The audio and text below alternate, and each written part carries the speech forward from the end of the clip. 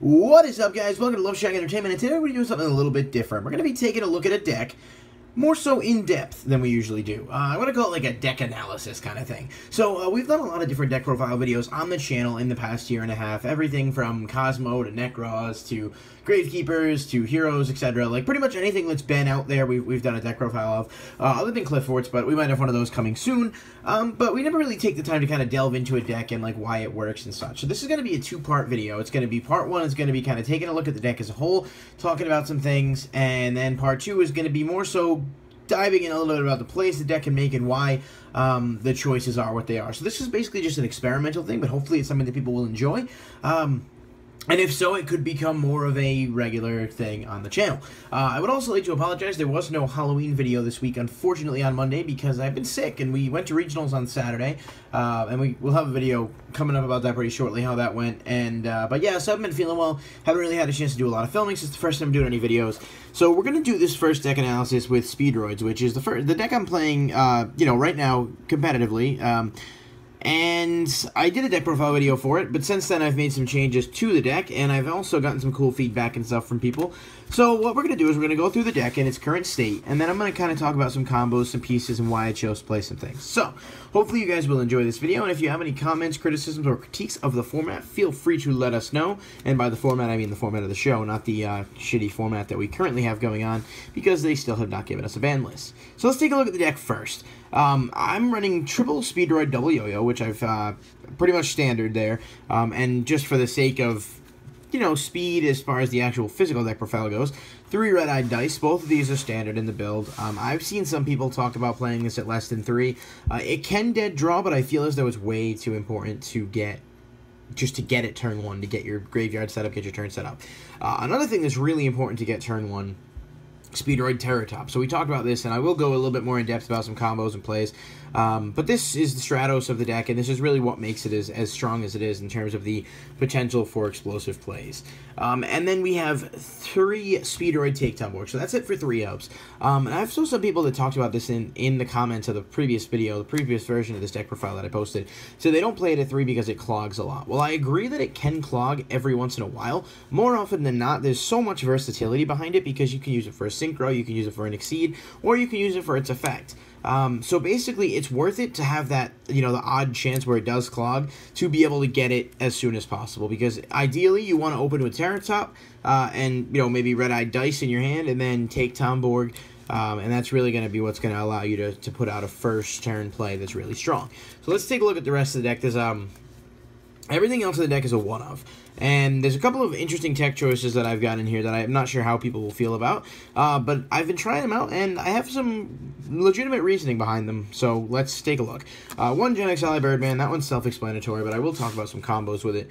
1 Speedroid Triad Dice, so this is the other tuner. I was going 2 and 2, didn't quite like it, and so I tried 2 of this, 3 of the other one, bit too much, so 3 and 1 seems like a good number. Plus it negates attacks, so late game it can be helpful. 1 Speedroid Menko, so this is another one that, like, some decks play too. If you're playing can't speak today, Debris Dragon in your build, you might want to toy around with the idea of playing this at more than 1 for speeding up your Exceeds plays, but in that case you're going to play stuff like Chidori as well, so the deck's going to be a bit different. And then we have Expressroid, which I'm playing at 1, basically because I didn't realize until just recently that the effect works when it's summoned at all. For the longest time, I thought it was when it was normal summon only, and so people were like, oh, you try Summoner Monk in the build, and I'm like, that doesn't make any sense.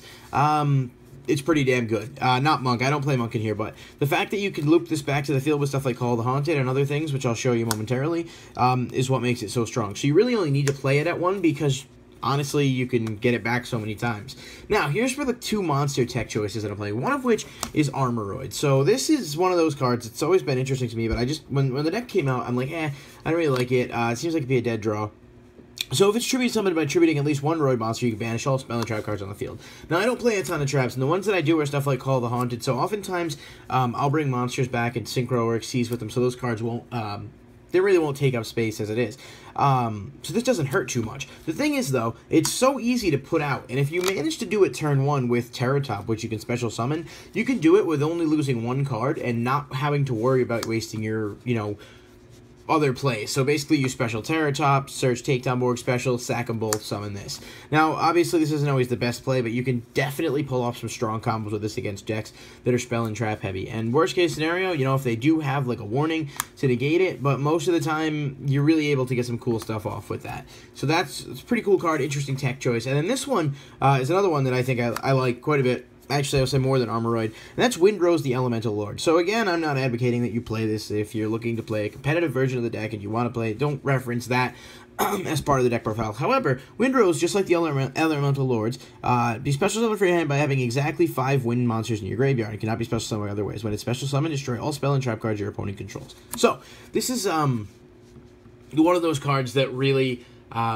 is not difficult to summon in this deck. Now, the thing is if your first turn hand is good, you get at least 3 to 4 wind monsters in the graveyard immediately. Terror Top, Takedown Borg, Dice, you Synchro, and then if that monster for some reason is destroyed. So it's not hard to set this up. So much of the deck is able to perform graveyard manipulation so easily that I can easily get it so I have whatever numbers I want. Now, it's powerful when it's summoned, but there is the drawback of losing the battle phase. The thing is, if you do put it out, you can sometimes put enough damage on board with this and the Chanbaras and stuff to swing for game. And if you clear the field of spell and traps, it's a lot easier to do. Would I recommend it? I really do want to do a bit more playing with it. In the few test duels that I've done, I've actually been able to get it out a couple of times, and it's been helpful in pushing for game, especially with Chanbara. But I could certainly understand why some people may be skeptical of it. Just a personal tech choice, something I was interested in trying out. So let's take a look at the spells. We got, obviously, and I messed this up a little bit, so I apologize, 3 Speed Recovery. This is a Monster Reborn for Speedroids, special summon it from the graveyard, no drawbacks, no nothing, and then you can banish this card from your graveyard except during the turn it was sent there to add a Speedroid from your graveyard to your hand. So, essentially with this card, you can set up a billion different combos and put easy damage on board, especially when you bring back something like Chanbara, or if it's, you know, you go second. I've actually been able to OTK utilizing this card to really put out 2 Synchros, and that's another thing where Windrose can be helpful if you open well, and most of the time you're not going to open it so great that you can pull that combo off unstopped, especially not with stuff like Valor and whatnot. But it's definitely something that you can do, and definitely something I'd recommend as a 3 of for that reason. And then 2 Shock Surprise, which I talked about in the last video. Banish 2 Speedroid monsters from your graveyard, target that many cards on the field, destroy them. My favorite part about this card is that I don't have to run Dark Hole now because I have access to this. So there are some scenarios in which you can't get over big fields because either you're locked in because of Takedown Borg's effect, you can only make a wind, and Clear Wing's only 25, Stardust only 25, or maybe just for whatever reason you're just not drawing the pieces that you need. So this sets up your plays for Chanbara, but at the same time makes it so you don't have to play Dark Hole, which can be a dead draw in some scenarios, whereas with this at least you're setting up and manipulating the graveyard, which is another part of the reason that I like Windrose in the deck as a 1-of as well. 2 MST, mainly because Vanity's Emptiness is a bitch, and Macrocosmos as well can hurt you quite a bit, lose 1 turn. You want to be able to get over that stuff, but you don't really have to worry about too much else, especially not because of how easy it is to just bring stuff back. MST is definitely something that you save in here for when you have to face off against those floodgates and stuff. As far as other 1-ups, the 1 Instant Fusion, which I touched on in the last video, Nodin's just too good, and you can bring back the Dice, you can bring back Yo-Yo, so basically you have all sorts of different plays you can make with Instant Fusion. 1 Book of Moon, good card, chainable. It's funny because if they like Fiendish your Armoroid, which is a play I did before, you chain Book from the hand, set it face down, and then your opponent's stuff all still gets banished. And yours, but again, if the Book's in your hand, you don't really have to worry about it, so it does create some cool options.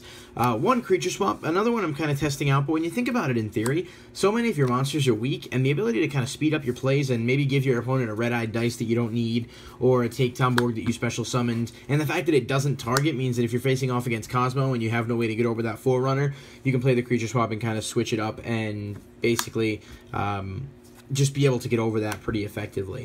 So far, it's worked well, and I don't particularly want to play it at more than 1 because I don't think it's necessary at more than 1. The only thing is I wish I could draw it a little bit more, but I guess that's par for the course. 1 Limiter Removal, was not playing this when I put up the original version of the build, and I've had to do a lot of playtesting with it. They're all machines. You can spam the field. It's just worth it to have, especially with Chanbara. Speeds up your ability to OTK if you can pull that off, so there's just no reason not to run it, especially not with how easy it is to do that kind of stuff.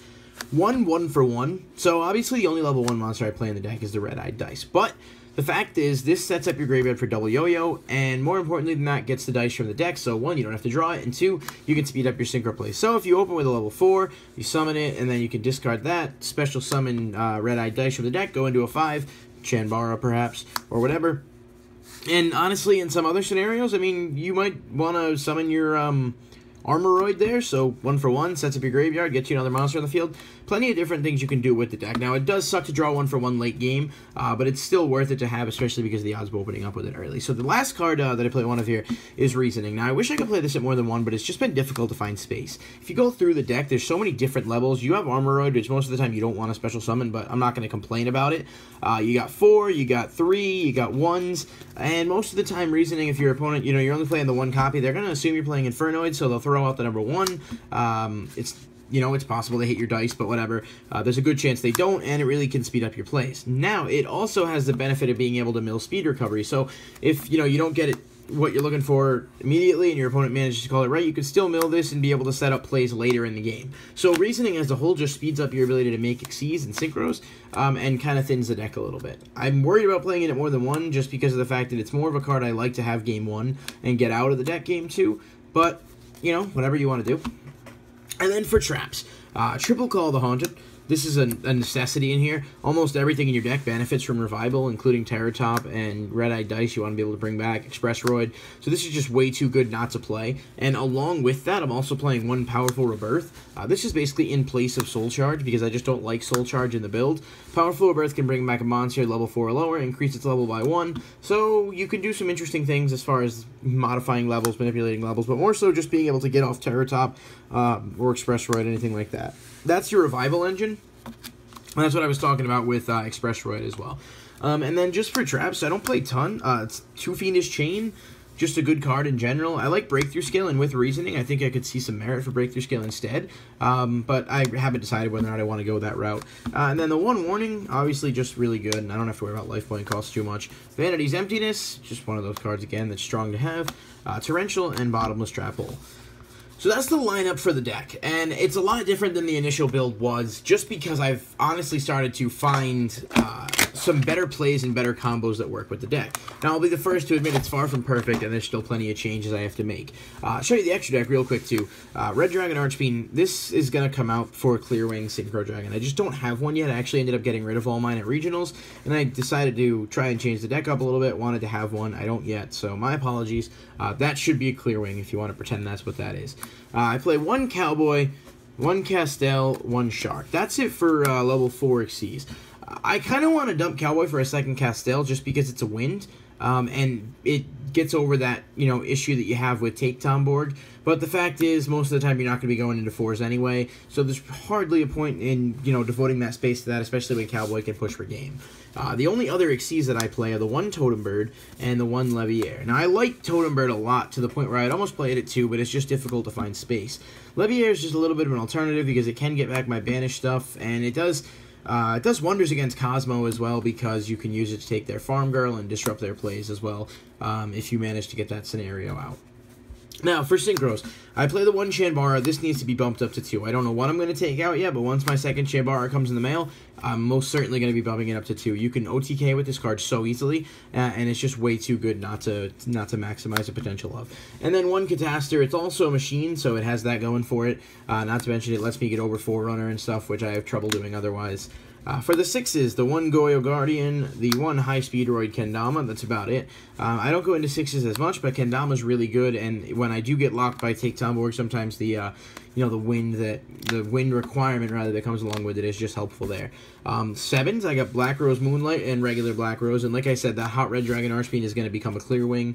The 1 Stardust Dragon, that's a level 8. I don't go into 8s much either, but it's worth it to have, especially because it's wind. And then this Cloud Castle is not really a Cloud Castle, it's a Mistworm, which I just don't have yet. As soon as the Mistworm comes in, it'll be replaced with that. Mistworm is the wind, which I forgot, and it's so easy to make 9s in here, so you can kind of clear your opponent's field easily, and not have to worry about the restriction of Take Tomborg's effect from the deck. And then the 1 Nodin. And so I think that's basically okay for the extra deck, but I kind of want to find room for Trish. I'm going to have to do a bit more with it.